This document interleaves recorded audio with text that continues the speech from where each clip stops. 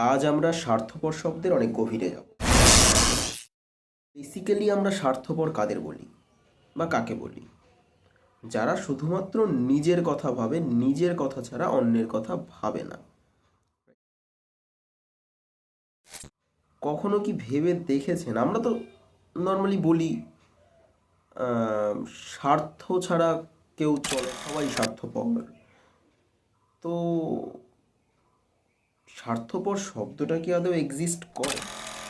একটা শব্দ এক্সিস্ট করতে গেলে সেই গুণাবলীটা বা সেই গুণাগুণটা সবার মধ্যে থাকতে হয় বা হবে। কিন্তু বেসিক্যালি এই স্বার্থপর শব্দটা কি আদৌ এক্সিস্ট করে? ধরুন আপনি স্বার্থপর বা আমি স্বার্থপর। আচ্ছা, আমরা যদি স্বার্থপর হই, শুধু নিজের কথা ভাববো, আমি খাবো, আমি পরবো, আমি কিনবো, আমার এই হবে, আমি করব, রাইট? তাহলে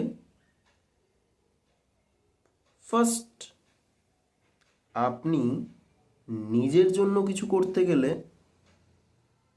আপনাকে অর্থ উপার্জন করতে হবে, অর্থের প্রয়োজন হবে। আচ্ছা, আপনি অর্থ উপার্জন করতে যাবেন কোনো কোম্পানি হোক বা কোনো গভর্নমেন্ট সেক্টর হোক বা কোনো বিজনেস হোক, যে কোনো জায়গায়। সেখানে গিয়ে আপনি নিজের লেবারটা দিচ্ছেন, আপনি কাজ করছেন, তার বিনিময়ে অর্থ পাচ্ছেন, রাইট? কিন্তু যে কোম্পানিতে বা যে কোনো সেক্টরে হোক বা যে কোনো ব্যবসায় হোক, আপনি যখন কিছু করতে যাচ্ছেন তখন আপনার কাছ থেকে কিন্তু একটা প্রফিট রাখা হচ্ছে। সেখানেও আপনি শুধু আপনার কথা ভাবতে পারলেন না। যাই হোক, ধরলাম আপনি কাজ করছেন, আপনার পরিশ্রম বা পারিশ্রমিক যা হোক আপনি নিচ্ছেন, নিজের যে কর্মক্ষমতা সেটাকে বেচে আপনি একটা অর্থ উপার্জন করছেন। ওকে, রাইট, ফাইন। এখানে কোনো স্বার্থপরতা আমি ফাইন্ড করলাম না, ছেড়ে দিলাম। এবার আপনি ওই অর্থটাকে নিয়ে কোনো কিছু কিনতে যাবেন। ওকে, রাইট। আপনি খাবার কিনতে যাচ্ছেন, ভাত খাবেন, চালটা কিনছেন।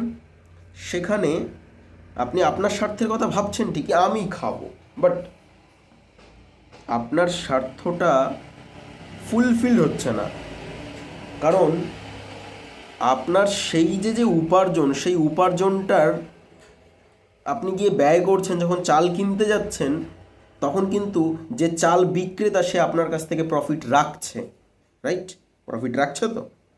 এরপর যদি আমি একটা চেন ওয়াইজ ভাবি, ওই যে চাল বিক্রেতা সে কোনো একজনের কাছ থেকে চালটা নিয়ে এসছে, এবং সে যার কাছ থেকে নিয়েছে সে নিশ্চয়ই কোনো চাষি বা কিছু হবে।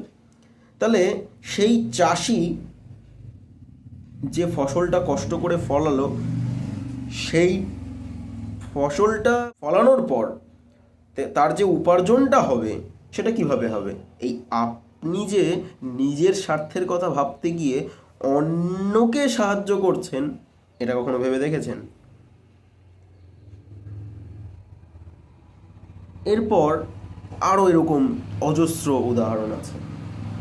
অ্যাকচুয়ালি স্বার্থপর শব্দটা এক্সিস্টই করে না। নিজের কথা, আমরা শুধুমাত্র নিজের কথা ভাবতে গেলে যদি ভাবি যে আমি নিজের কথাই ভাববো, আমি আর কারোর কথা ভাববো না, তাহলে তুমি কেন কাজ করতে যাচ্ছ? তুমি কেন ভাত খাচ্ছ? তুমি যখনই ভাত খেতে যাচ্ছ তখন তোমাকে চাল কিনতে হচ্ছে, চাল কিনলে পরে বিক্রেতা লাভ হচ্ছে, বিক্রেতা যার কাছ থেকে কিনছে তার লাভ হচ্ছে, এবং সে চাষির কাছ থেকে কিনছে, সে চাষির লাভ হচ্ছে, চাষির ফ্যামিলি চলছে। তুমি কেন স্বার্থপর হচ্ছ না? হও, খাওয়া দাওয়া বন্ধ করে দাও, কাজ করো না।